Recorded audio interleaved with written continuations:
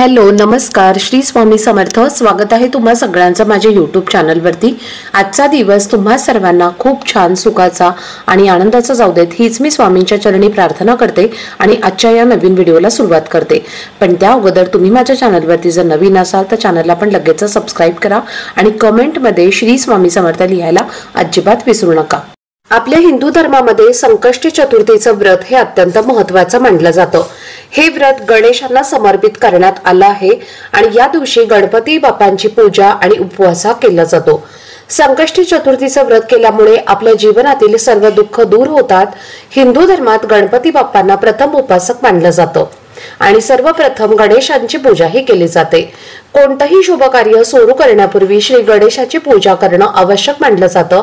बुधवारचा दिवस श्री गणेशांना समर्पित आहे। याशिवाय प्रत्येक महिन्याची चतुर्थी तिथी ही भगवान विघ्नहर्त्याला समर्पित असते। प्रत्येक महिन्याच्या कृष्ण पक्षातील चतुर्थी तिथीला संकष्टी चतुर्थी व्रत हे केलं जातं। संकष्टी चतुर्थीला उपवासासह गणेशांची पूजा ही केली जाते। प्रत्येक महिन्यात येणाऱ्या संकष्टी चतुर्थीला वेगवेगळी नावं आहेत। त्यातच फाल्गुन महिन्यात येणाऱ्या संकष्टी चतुर्थीला भालचंद्र संकष्टी चतुर्थी असं म्हटलं जातं। हिंदू मान्यतेनुसार संकष्टी चतुर्थीला उपवासाने आणि पूजा केल्यामुळे बाप्पा हे प्रसन्न होतात। तर या दिवशी उपवास आणि पूजा केल्यामुळे घरामध्ये सुख समृद्धी नांदते। तर यंदा फाल्गुन महिन्यातील कृष्ण पक्षातील चतुर्थी तिथी ही उद्या सोमवारी 17 मार्च रोजी संध्याकाळी 7:03 सुरू होणार आहे आणि मंगळवारी 18 मार्च रोजी रात्री 10 वाजता ही संकष्टी चतुर्थी संपेल। संकष्टी चतुर्थीच्या दिवशी चंद्रोदयाच्या वेळी गणपतीच्या पूजेला विशेष महत्त्व आहे। त्यामुळे सोमवारी 17 मार्च रोजी भालचंद्र संकष्ट चतुर्थीचं व्रत पाळण्यात येणार आहे। भालचंद्र संकष्टी चतुर्थीचं व्रत केल्यास आपल्या जीवनातील सर्व संकटे दूर होतात। हे व्रत केल्यामुळे सर्व मनोकामना पूर्ण होतात, मानसिक शांती मिळते, जीवनामध्ये सकारात्मक ऊर्जेचा प्रभाव वाढतो आणि आत्मविश्वास हा वाढतो।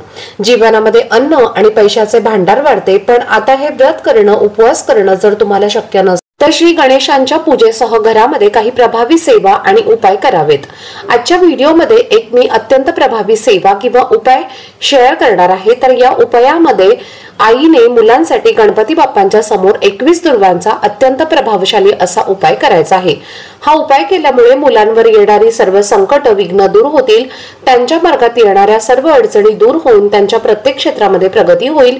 तर हा उपाय कशा प्रकारे करायचा आहे, कोणत्या वेळेत करायचा आहे आणि कुठे करायचा आहे याविषयीची संपूर्ण माहिती तुमच्या सोबत मी आजच्या व्हिडिओमध्ये शेअर करणार आहे। त्यामुळे व्हिडिओ हा स्किप न करता शेवटपर्यंत नक्की पहा, जेणेकरून तुमच्यापर्यंत योग्य ती माहिती पोहोचेल। आणि तुम्ही माझ्या चॅनलवरती जर नवीन असाल तर चॅनलला पण लगेच सबस्क्राइब करा आणि बेल आयकॉनला पण प्रेस करा, म्हणजे मी जेव्हा कधीही नवीन व्हिडिओज अपलोड करेन तेव्हा त्याचं नोटिफिकेशन सर्वात आधी तुम्हाला मिळेल आणि तुमचा एकही व्हिडिओ हा मिस होणार नाही। तर पहा, इतर चतुर्थीप्रमाणेच उद्याच्या चतुर्थीच्या दिवशी सुद्धा तुम्हाला सकाळी लवकर उठायचं आहे। उद्याच्या दिवशी तुम्हाला उपवास पकडायचा आहे। आई वडील दोघांनी सुद्धा पकडला तर खूपच छान, पण दोघांपैकी एकाने तरी आपल्या मुलांसाठी उद्या चतुर्थीचं व्रत हे करायचं आहे। कारण ज्यांना मुलं बाळ आहे तर त्यांनी त्यांच्या मुलांच्या कल्याणासाठी हे व्रत आवर्जून केलं पाहिजे। जी लोक महिन्याला येणाऱ्या चतुर्थीचा उपवास करतात त्याच लोकांनी उद्याचा उपवास करायचा आहे। आणि जर तुम्ही अजूनही चतुर्थीचा उपवास करत नसाल तर कोणत्याही मंगळवारी अंगारका चतुर्थी येते तर तेव्हापासून तुम्ही चतुर्थी व्रताला सुरुवात करू शकता।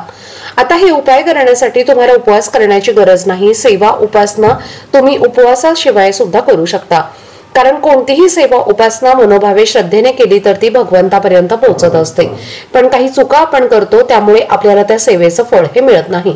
जसं की दुर्वा अर्पण करत असताना चुकीच्या पद्धतीने अर्पण केल्यामुळे तुम्हाला त्या सेवेचं फळ हे मिळत नाही। अगदी त्याच प्रकारे संकष्टी चतुर्थीच्या दिवशी गणपतीची पंचोपचारे पूजा करत असताना पुढील चुका तुम्हाला आवर्जून टाळायच्या आहेत, तरच तुम्हाला त्या सेवेचं फळ मिळेल। रोजच्या देवपूजेमध्ये आपण सर्व देवांना आंघोळ घालतो। देवांना आंघोळ घालण्यामध्ये सर्वात पहिला मान हा गणपतीचा असतो। गणपतीच्या पूजनाशिवाय इतर देवांची पूजा ही केली जात नाही। उद्या तर संकष्टी चतुर्थी आहे, तर उद्या सकाळी उठल्याबरोबर देवपूजा करून घ्यायची आहे। त्यानंतर तुम्हाला गणपती बाप्पांच्या वरती अथर्व शीर्षाचं पठण करून जलाभिषेक करायचा आहे किंवा पंचामृताने किंवा कच्च्या दुधाने अभिषेक हा तुम्ही करू शकता। त्यानंतर अथर्व शीर्षाचं पठण करू शकता। असं केलं तरीही चालेल। तर गणपती बाप्पांच्या मूर्तीवरती अभिषेक घातल्यानंतर एका चौरंगावरती थोड्याशा अक्षता ठेवून त्यावरती गणपती बाप्पांची मूर्ती तुम्हाला स्थापन करायची आहे। त्यानंतर गणपती बाप्पा हे एक असे पुरुष दैवत आहेत ज्यांना तुम्ही ओलं कुंकू अर्पण करू शकता, वाहू शकता, कारण दुसऱ्या पुरुष देवतांना कुंकू हे चालत नाही। चंदन किंवा अष्टगंधकच तुम्ही लावू शकता, पण गणपती बाप्पांना थोडंसं कुंकू ओलं करून त्यानंतर अखंड अक्षदाचं गणपती बाप्पांना अर्पण करायचे आहे। तुटलेले अक्षदा अर्पण केल्यामुळे सुद्धा गणपती बाप्पा नाराज होतात, कारण अक्षदा सुद्धा त्यांना तितक्याच प्रिय आहेत। आपल्या पूजेमध्ये प्रत्येक आपण अक्षदा म्हणजेच तांदूळ हे वापरत असतो आणि ते श्री गणेशाच्या पूजेमध्ये सुद्धा आपण वापरत असतो। अनेक वेळेला मनोभावे पूजा करून सुद्धा आपल्याला इच्छित फळ जे आहे तर ते मिळत नाही, त्याला कारण म्हणजे तांदूळ होय। ज्या वेळेस आपण तांदूळ फुटलेले तुटलेले असे वापरत असतो त्यावेळेला ते अशुभ मानलं जातं आणि त्यामुळे सुद्धा गणपती बाप्पा हे प्रसन्न होत नाहीत। म्हणून तुम्हाला या छोट्या छोट्या चुका ज्या आहेत तर त्या आवर्जून टाळायच्या आहेत, ज्यामुळे गणपती बाप्पांची कृपा ही आपल्याला प्राप्त होईल आणि आपल्या मुलाबाळांचं सुद्धा कल्याण होईल। आपल्या मुलांच्या शैक्षणिक प्रगतीमध्ये किंवा नोकरीमध्ये येणारे अडथळे दूर होतील आणि आपल्या घरावरती आपल्या कुटुंबावरती येणारे सर्व अडथळे सुद्धा दूर होतील। त्यानंतर गणपती बाप्पांना तुम्हाला कापसाचं वस्त्र अर्पण करायचं आहे, ज्यामध्ये पांढरी वस्त्रमाळ, त्यानंतर जानवं, ह्या सगळ्या वस्तू तुम्हाला अर्पण करायच्या आहेत। लाल रंगाचं फूल अर्पण करायचं आहे, त्यानंतर मोदकाचा नैवेद्य दाखवायचा आहे। आता तुमच्या सोबत मी जो उपाय शेअर करणार आहे तर ज्यामध्ये आपण दुर्वा आणि 2 महत्त्वाच्या वस्तू गणपती बाप्पांना अर्पण करणार आहोत, तर त्या तुम्हाला घरच्या गणपतीला नाही तर जवळच असलेल्या मंदिरामध्ये जाऊन अर्पण करायच्या आहेत, कारण मंदिरामध्ये खूप जास्त सकारात्मक लहरी जास्त असतात आणि तिथे केलेली कुठलीही सेवा जी आहे तर ती तुम्हाला लवकरात लवकर फळ देते। तर ही सेवा आपल्याला जवळच्या गणपती बाप्पांच्या मंदिरामध्ये जाऊन करायची आहे। आता हा उपाय करण्यासाठी आपण श्री गणेशांच्या पूजेमध्ये दुर्वा वापरणार आहोत। दुर्वांशिवाय गणपतींची पूजा ही अपूर्ण मानली जाते। श्री गणेशांच्या पूजेमध्ये दुर्वा अर्पण केल्यामुळे सर्व बाधा दूर होतात आणि घरामध्ये सुख शांती नांदते।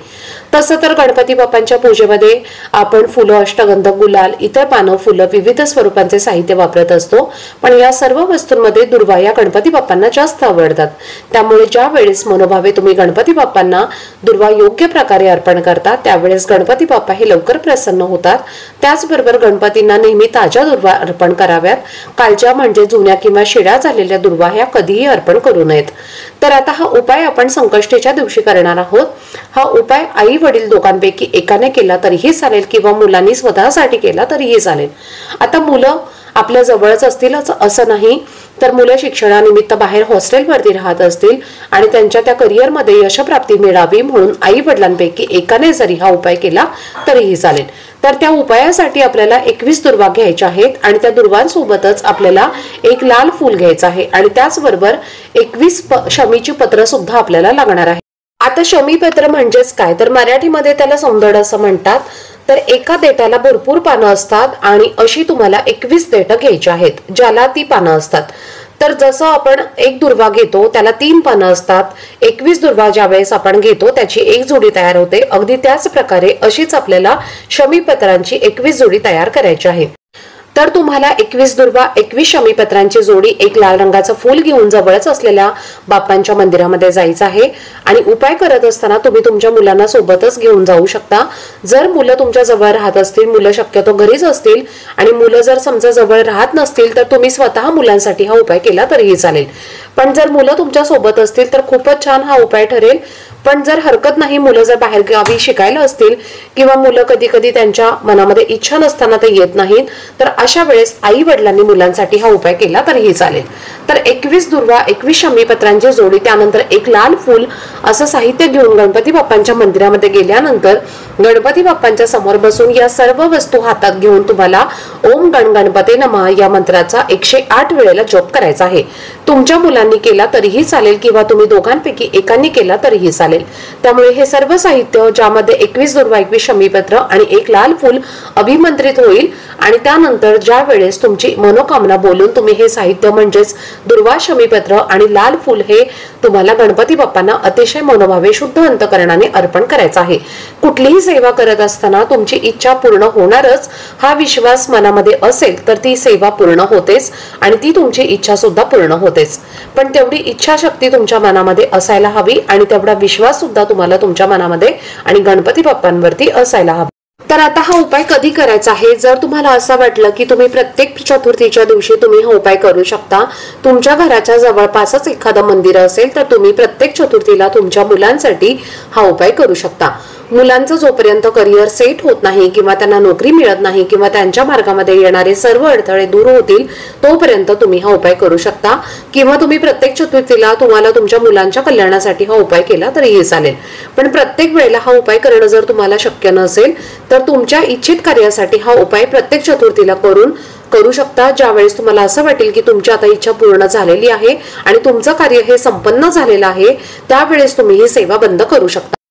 तर घरच्या घरी आपण जी सेवा गणपती बाप्पांची करणार आहोत तर ती तर सुरू राहणारच आहे, पण इच्छित कार्यासाठी आपण जे संकल्पयुक्त किंवा ही जी सेवा करणार आहोत तर ती आपल्याला इच्छा पूर्ण झाल्यानंतर आपल्याला ती तिथेच थांबवता सुद्धा येऊ शकते। असं म्हणतात ना की कुठलीही गोष्ट जर सातत्याने आणि पूर्ण विश्वासाने केली तर ती तुम्हाला अनुभूती देतेच। अगदी त्याच प्रकारे हा उपाय आहे।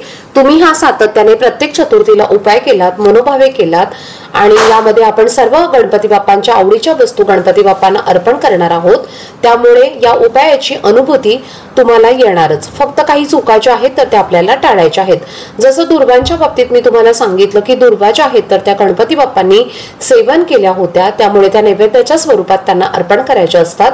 बरेच जण त्यांच्या चरणाजवळ अर्पण करत असतात आणि अशी चूक आपल्याला करायची नाहीये।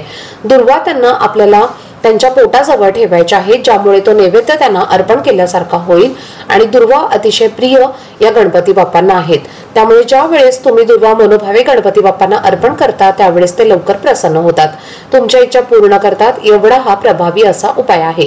आणि दुर्वांसोबतच करून जाताना तुम्ही बाप्पांसाठी मोदक किंवा बुंदीचे लाडू किंवा पेढे नैवेद्यासाठी नेऊ शकता। तर हा नैवेद्य तुम्हाला तिथेच गणपती बाप्पांना अर्पण करायचा आहे, ज्यामध्ये 11 मोदक किंवा 11 पेढे किंवा 11 बुंदीचे लाडू मंदिरातच तुम्हाला बाप्पांसमोर ठेवायचे आहेत, किंवा तुम्ही तो नैवेद्य बाप्पांना दाखवल्यानंतर तिथे बसलेल्या इतर लोकांमध्ये सुद्धा वाटप करू शकता। तर तुमच्या मुलांच्या करिअरमध्ये येणारे सर्व अडथळे दूर व्हावेत, त्यांच्या इच्छित कार्यामध्ये यश मिळावं, त्यांना नोकरीच्या संदर्भातील काही प्रश्न असतील तर ते मार्गी लागावेत, यासाठी उद्या आलेल्या संकष्टी चतुर्थीच्या दिवशी प्रत्येक आईने आपल्या मुलांसाठी आणि मुलींसाठी हा उपाय करायचा आहे। तर चला, झालेली सेवा ही मी बाप्पांच्या चरणी आणि स्वामींच्या चरणी अर्पण करते आणि आजचा व्हिडिओ हा मी इथेच संपवते। आजचा व्हिडिओ जर तुम्हाला थोडा जरी हेल्पफुल वाटला असेल, आवडला असेल तर व्हिडिओला जास्तीत जास्त लाईक, शेअर आणि चॅनलला सबस्क्राईब नक्की करा। भेटूयात पुढच्या व्हिडिओमध्ये, तोपर्यंत सर्वांना श्री स्वामी समर्थ।